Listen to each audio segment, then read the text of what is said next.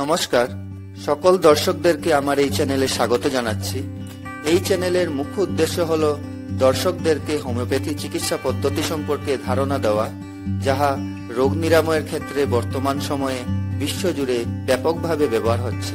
দর্শকদেরকে অনুরোধ করছি যে আপনারা যেন ভিডিওটি স্কিপ না করে সম্পূর্ণ ভিডিওটি দেখেন, কারণ এই চ্যানেলে হোমিও ঔষধ পরিচয়ের নামে প্লেলিস্টে দেওয়া ভিডিওগুলির মাধ্যমে আমি প্রসিদ্ধ হোমিও ঔষধসমূহের সাথে আপনাদেরকে পরিচয় করিয়ে দেওয়ার চেষ্টা করব।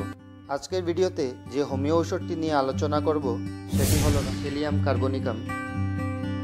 আমাদের মনে রাখা উচিত, হোমিও ঔষধ নির্বাচনে রোগীর মানসিক লক্ষণসমূহ খুবই গুরুত্বপূর্ণ। চলুন ঔষধটির প্রধান লক্ষণসমূহ থেকে প্রথমে মানসিক লক্ষণসমূহ নিয়ে আলোচনা করা যাক। প্রধান মানসিক লক্ষণসমূহ হলো রোগীর মন হতাশাগ্রস্ত, খুব খিটখিটে, ভয়, আর মন কল্পনায় ভরপুর, কখনো একা থাকতে চায় না, কখনো সন্তুষ্ট বোধ করে না। টেলিকার্ব রোগীর মধ্যে ভোরবেলায় মানসিক উত্তেজনা দেখতে পাওয়া যায় ইত্যাদি।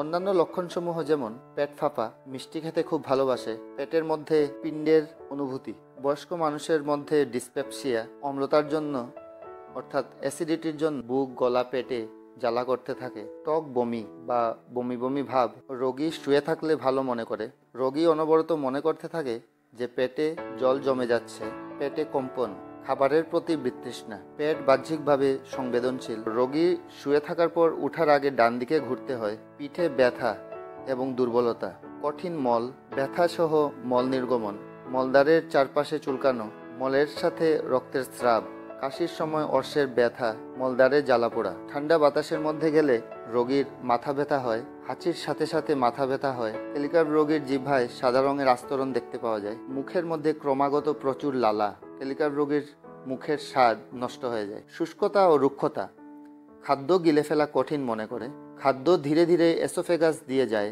সকালে গলায় মিউকাস জমে, প্রস্রাব করার জন্য রাতে কয়েকবার উঠতে হয়, প্রস্রাব আসার অনেক আগেই মূত্রাশয়ে চাপ পড়ে, কাশি, হাঁচি ইত্যাদির সময় অনিচ্ছাকৃত প্রস্রাব ইত্যাদি। এবং এগুলোর সাথে যদি পূর্বে আলোচনা করা মানসিক এবং অন্যান্য শারীরিক লক্ষণসমূহ যদি দেখতে পাওয়া যায়, তাহলে রোগে টেলিকার্বের প্রয়োগ করে ভালো ফল অবশ্যই পাওয়া যেতে পারে। আশা করছি যে আপনারা ভিডিওটির বিষয়বস্তু বুঝতে পেরেছেন। আর অবশ্যই কোনো ঔষধ প্রয়োগ করার পূর্বে একজন অভিজ্ঞ চিকিৎসকের পরামর্শ নিশ্চয়ই নিতে হবে। হোমিও ঔষধের ব্যবহার এবং হোমিও চিকিৎসা পদ্ধতিকে ভালোভাবে চিনতে আর জানতে হলে হোমিও জগতের সর্বশ্রেষ্ঠ এবং খুবই লোকপ্রিয় 4টি বইয়ের অধ্যয়ন করাটা খুবই প্রয়োজন। আমি মনে করি যে এই বইসমূহ আপনাদেরকে বিভিন্ন স্বাস্থ্য সম্পর্কিত সমস্যার সমাধানের ক্ষেত্রে সারা জীবন আপনাদের পথ প্রদর্শক হয়ে থাকবে।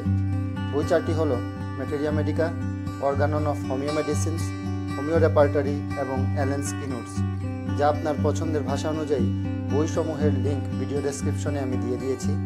আপনারা চাইলে আপনাদের পছন্দ অনুযায়ী লিঙ্কে ক্লিক করে বইগুলোকে কিনতে পারেন। আরেকটি কথা আমি বলতে চাইছি যে যদি আপনারা ভিডিওটির থেকে উপকৃত হচ্ছেন বা নতুন কিছু জানতে পারছেন এবং নতুন ভিডিওসমূহ চ্যানেলে আপলোড করার সাথে সাথে ভিডিওগুলিকে দেখতে চান, তাহলে চ্যানেলটিকে সাবস্ক্রাইব করে রাখবেন। আজকের জন্য এতটুকুই। ধন্যবাদ। ভালো থাকুন, সুস্থ থাকুন।